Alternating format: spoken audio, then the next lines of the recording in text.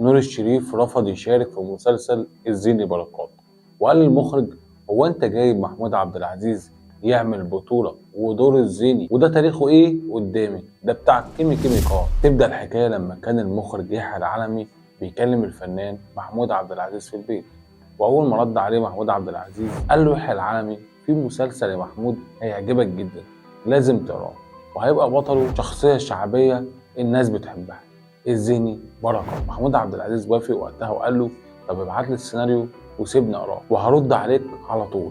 عدى يوم والتاني واسبوع والتاني، وكان يحيى العلمي مستني رد محمود عبد العزيز. وفي يوم اتفاجئ يحيى العلمي بان مساعد محمود عبد العزيز جاي المكتب وبيقول له: الاستاذ محمود بيبعت لك السيناريو وبيقول لك انه بيعتذر على المسلسل، مش هيعرف يعمله لانه مش عاجبه.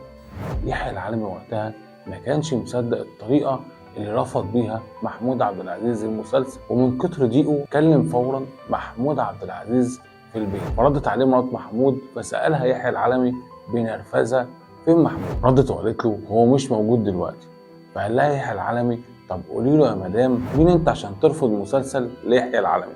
انت اصلا ما بتعرفش تمثل. قولي له كمان انا هجيب اسوأ ممثل مكانك، هجيب ممثل كوميدي نجاح الموجي او احمد بدير وهنجح بيهم وهقعدك في البيت يا محمود. وقتها محمود عبد العزيز لما عرف كل الكلام ده عمل حاجه محدش يتوقع. لو وصلك الفيديو اعمل وشير واكتب في تعليقات وصلك وساعد الفيديو في الانتشار. بيكمل الحكايه مؤلف مسلسل الزيني بركات محمد السيد عيد وبيقول ان محمود عبد العزيز لما عرف الكلام ده وان يحيى العلمي قال عليه كده قطع معاه وخد موقف منه.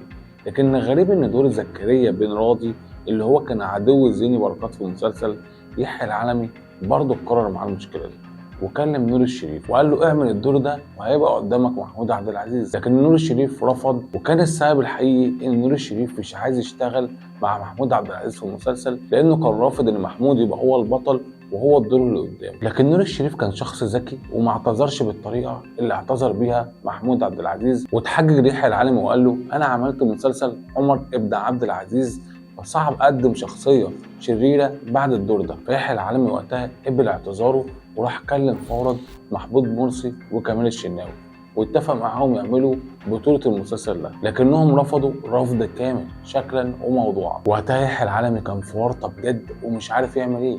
كل الممثلين بيعتذروا على المسلسل، كان عايز يثبت لمحمود عبد العزيز ونور الشريف انه مخرج كبير وان اي ممثل صف تاني حتى يقدر بيه يعمل مسلسل ناجح. فراح فورا يحيى العلمي رشح في دور الزيني بركات نبيل الحلفاوي وفعلا كلمه